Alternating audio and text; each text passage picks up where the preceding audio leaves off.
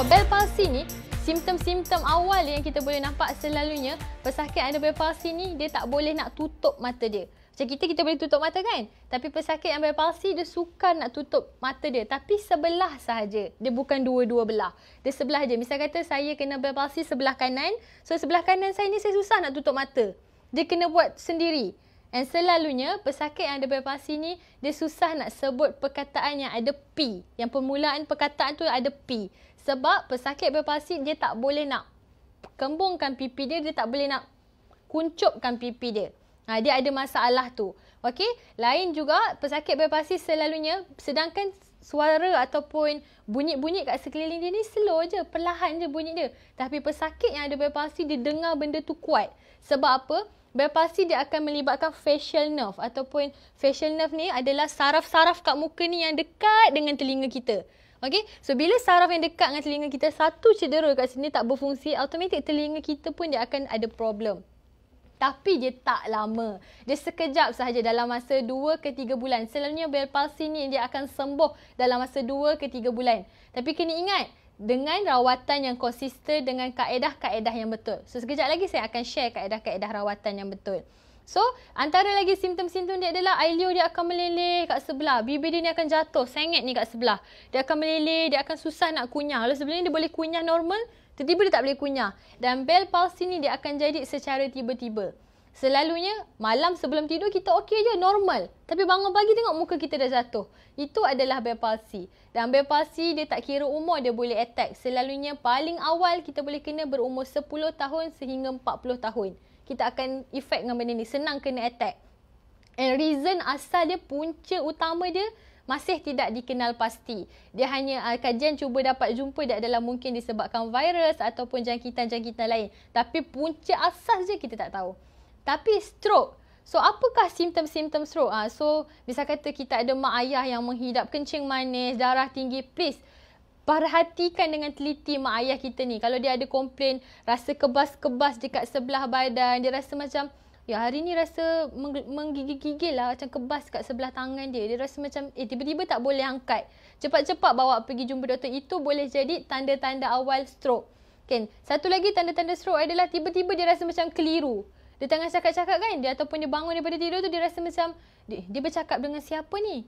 Dia rasa macam keliru, dia dekat mana, dia tak ingat nama dia siapa. Itu pun boleh jadi tanda-tanda awal orang kena stroke. Lain dia tak boleh nak berdiri. Ni memang simptom paling besar yang kita boleh nampak. Pesakit stroke ni selalunya bila dia attack je, dia tak boleh nak berdiri. Dia rasa lemah satu badan, dia terus totally terbaring. Dia nak berdiri tak boleh. Kalau dia boleh berdiri pun, yang mild stroke, dia akan tak seimbang. Kejap-kejap nak sengit jatuh kanan, kejap-kejap nak ke kiri, dia tak seimbang.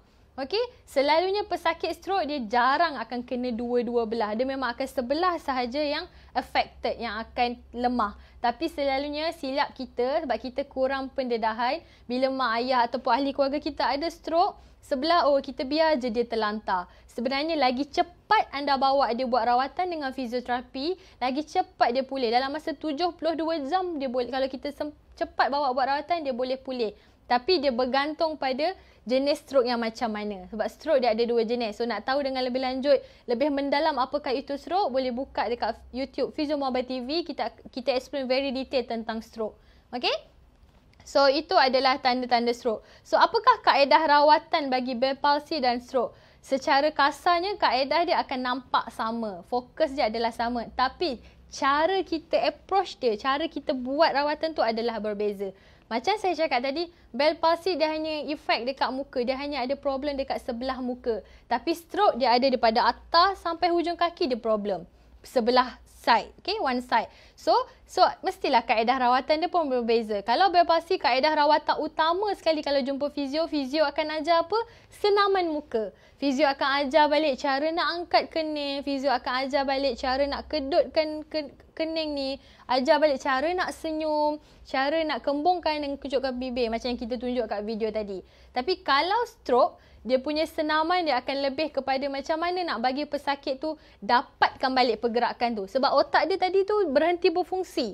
So kita akan ajar balik step by step macam kita ajar baby. Cara dia nak pusing, cara dia nak bangun, cara dia nak angkat tangan, semua kita akan ajar. Tapi Bell palsy kita hanya ajar senaman muka.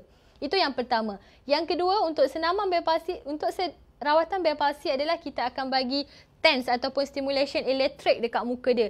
Ini hanya boleh buat melalui kaedah rawatan fizioterapi oleh fizioterapi yang bertauliah. Jangan pandai-pandai pergi bank, ada orang jual TENS tu, kita beli, kita main letak kat muka. Bahaya ya. Dia kena ada rawatan ataupun pantauan daripada fizioterapi. So apakah fungsi elektrik tu adalah dia nak bagi saraf kita tu stimulate balik, nak rangsang balik saraf-saraf kita ni supaya dia bekerja, dia hantar maklumat daripada otak kita pergi kat muka kita. Okey, sama juga dengan fizioterapi untuk stroke. Selalunya kita akan bagi TENS untuk kita stimulate balik saraf-saraf kat badan ni untuk hantar balik maklumat pergi ke badan dia. Okey, itu adalah kaedah rawatan bagi Bell palsy. Tapi kalau macam nak tahu dengan lebih detail step by step macam mana rawatannya, boleh contact